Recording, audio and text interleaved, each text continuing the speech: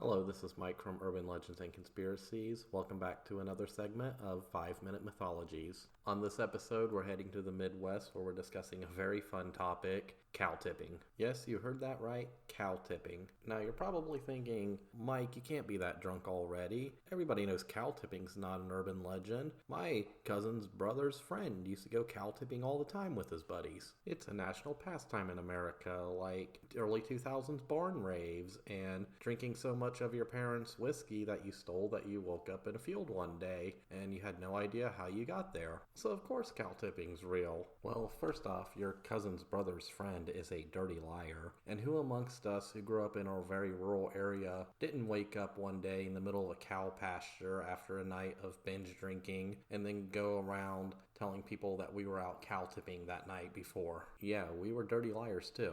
But we're getting a little ahead of ourselves. Let's start at the very beginning, especially for those who have no idea what cow tipping is, because you either didn't grow up in a rural area or you never saw many of the funny 80s and 90s films where that was a gag. So cow tipping actually comes from this general myth about cows that they sleep standing up. And while cows when standing can enter a form of sleep, it's usually a very light sleep. They actually, for the most part, would sleep lying down. But for the sake of the myth, the idea is that cows sleep standing up. And generally the story goes, a teen or a couple of teens, most of the time drunk, wander into Uncle Jeb's cow pasture, push him over very easily, it's all a big laugh, and then proceed to get into other teenage mischief before, inevitably passing out in a cornfield somewhere from being way too drunk. It's mostly seen or played off as a stereotype of rural teens who live in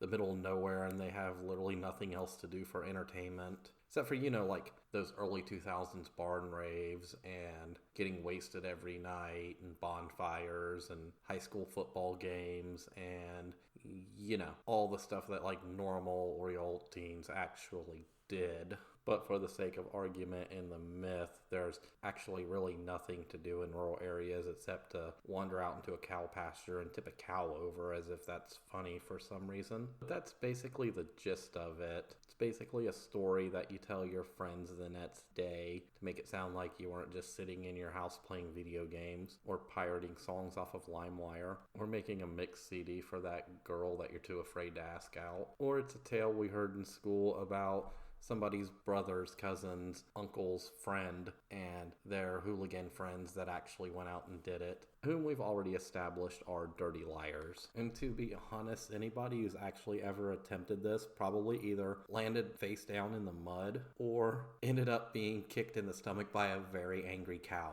For one, even when cows are in that kind of sleep state while they're standing, they're still very alert and active, and cows can be skittish. And to be honest, anyone who was dumb enough to try to sneak up on a cow in the middle of a pasture probably didn't have a good day after they attempted that.